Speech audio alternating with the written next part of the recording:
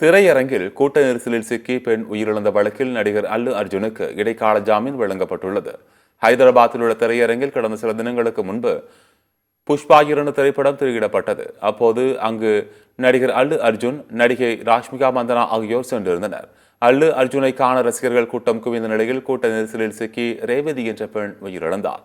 இச்சம்பவம் பெரும் பரபரப்பை ஏற்படுத்திய நிலையில் உயிரிழந்த பெண்ணின் குடும்பத்தினருக்கு 25 லட்சம் ரூபாயை இழப்பீடு தொகையாக அல்லு அர்ஜுனர் வழங்கினார்.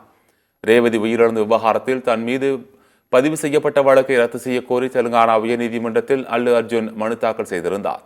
இந்த நிலையில் அல்லு அர்ஜுன் சம்பந்தப்பட்ட திரையரங்கு உரிமையாளர் மற்றும் மேலாளர் ஆகியோரை போலீசார் கைது செய்து விசாரணை மேற்கொண்டனர்.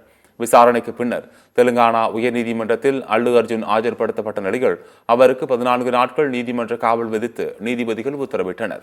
இந்நிலையில் விசாரணைக்கு ஒத்துழைப்பு அளிக்க வேண்டும் என்கின்ற நிபந்தனையுடன் நடிகர் அல்லு அர்ஜுனுக்கு 4 வாரங்களுக்கு இடைக்கால ஜாமீன் வழங்கி உத்தரவிடப்பட்டுள்ளது.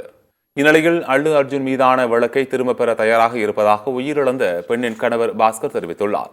நடிகர் அல்லு அர்ஜுன் கைது செய்யப்பட்டது தனக்கு தெரியாது என்று குறிப்பிட்ட அவர், தனது குழந்தைகள் ஆசைப்பட்டதால் புஷ்பா 2 திரைப்படம் பார்க்க வந்ததாகவும் இந்த துயர சம்பவத்திற்கும் அல்லு அர்ஜுனுக்கும் தொடர்பில்லை எனவும் அவர் கூறினார். அல்லு அர்ஜுன் கைது ஏற்புடையதல்ல என்று ஆந்திர மாநில முன்னாள் முதலமைச்சர் ஜெகன்மோகன் ரெட்டி கண்டனம் தெரிவித்துள்ளார். கூட்ட நெரிசலில் பெண் உயிரிழந்த சம்பவத்திற்கு அல்லு அர்ஜுனன் நேரடியாக பொறுப்பாளியாகுவது எந்த விதத்தில் நியாயம் என்றும் தனது எக்ஸ் வலைதள பக்கத்தில் ஜெகன்மோகன் ரெட்டி கேள்வி எழுப்பியுள்ளார். அல்லு அர்ஜுன் மீது கிரிமினல் வழக்குகளை பதிவு செய்து அவரை கைது செய்வது ஏற்றுக்கொள்ள முடியாது என்றும் ஜெகன்மோகன் ரெட்டி தெரிவித்துள்ளார்.